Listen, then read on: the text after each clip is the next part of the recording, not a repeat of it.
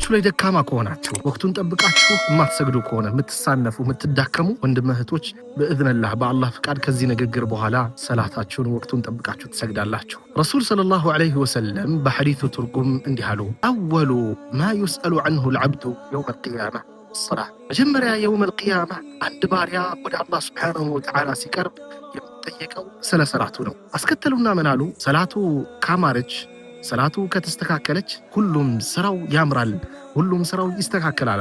ሰላቱ ከተበላሸች ሁሉም ስራው ይበላሻል አሉ አለይሂ ሰላቱ ወሰላም። እስኪ ልጠይቃችሁ፣ ሰላታችን ላይ እንዴት ነን? አንድ ሙስሊም ለመባል ሰላቱን ወቅቱን ጠብቆ መስገድ አለበት። ከአምስቱ የእስልምና ምሰሶዎች አንዱ ሰላትን ማቆም ነው። ሰላትን ማቆም ሲባል ወኢቃሚ ሰላህ ሲባል ሰላትን ወቅቱን ጠብቆ ቀጥ አድርጎ መስገድ ማለት ነው። አንድ ቀን እየሰገዱ አንድ ቀን መተው አይደለም። ወይም ደግሞ በሳምንት አንዴ ጁማዓ ቀን ሲደርስ ብቻ መስገድ አይደለም። እስከ መቼ ነው አንዳንድ ወንድሞች እህቶች ሰላታችን ላይ የምንዘናጋ? ሰላትን ወቅቱን ጠብቀን ማንሰግድ እስከ መቼ ድረስ ነው የምንጠብቀው? እስከ መቼ ነው እንደዚህ የምንሆነው? በጣም ያሳዝን ነገር ነው። አልመውት ያእቲ ፈጅአ፣ ሞት ድንገት ነው የሚመጣው። ላ የርሐም ሰጊር ወላ ከቢር ወላ ዘከር ወላ ኡንሳ። ሞት ለትልቅ ለትንሽ አያዝንም። ኢዛ ጃአ አልመውት ላ የተቀደም ወላ የተአኸር።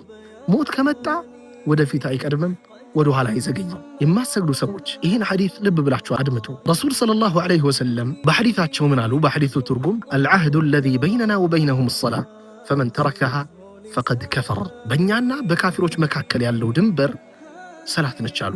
የተዋት ሰው በእርግጥ ከፈራሉ። ላ ሐውለ ወላ ቁወተ ኢላ ቢላህ። እናንተ ወንድም እህቶቼ የማትሰግዱ ካፊር ሆናችሁ መሞት ትፈልጋላችሁ? እኛ ሙስሊም ነን ብላችሁ ነው የምታስቡት። ላኪን ካፊር ሆናችሁ መሞት ትፈልጋላችሁ? ማንም አይፈልግም። ለሃዳ ያ አኺ ብድግ ብላችሁ ወደ ሰላታችሁ ተቀጣጩ። ሰዎች በአሁን ሰዓት ለችግሮቻቸው መፍትሄዎችን ይፈልጋሉ፣ ግን መፍትሄዎች እጃቸው ላይ ነው ያለው። ምንድነው እሱም? ሰላት ነው ያ አኺ። ሰላትን ከተውክ ትተዋለህ አላህ ዘንድ፣ ሰላትን ከረሳ ትረሳለህ አላህ ዘንድ። እዚህ ዱንያ ላይ ሰላት ከሌለ አንተ ምንም ነህ። ስለዚህ ያ አኺ ሓጃ አለብህ፣ ርዝቅ ትፈልጋለህ፣ ጀነት ትፈልጋለህ፣ የአላህን ውዴታ ትፈልጋለህ። ከምንም በላይ ዒባዳ የምታደርገው ደግሞ ከምንም በላይ መሆን ያለበት የአላህን ውዴታ ፈልገህ ነው ማድረግ ያለብህ እንጂ ለርዝቅ ብቻ ብለህ ሰላትን መስገድ ትክክለኛ ዒባዳ እያደረግክ አይደለም። ለሃዛ ያ አኹይ ሰላትህ ሁሉ ነገርህ ነው። ሰላትህን ከተውክ ሁሉም ነገር እንዳልነበረ ይሆንብሃል።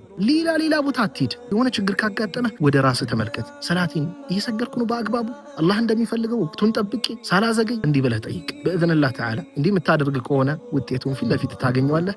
ባረከላሁ ፊኩም ወጀዛኩም ላሁ ኸይረን። ወሰላሙ ዓለይኩም ወረሕመቱላሂ ወበረካቱሁ።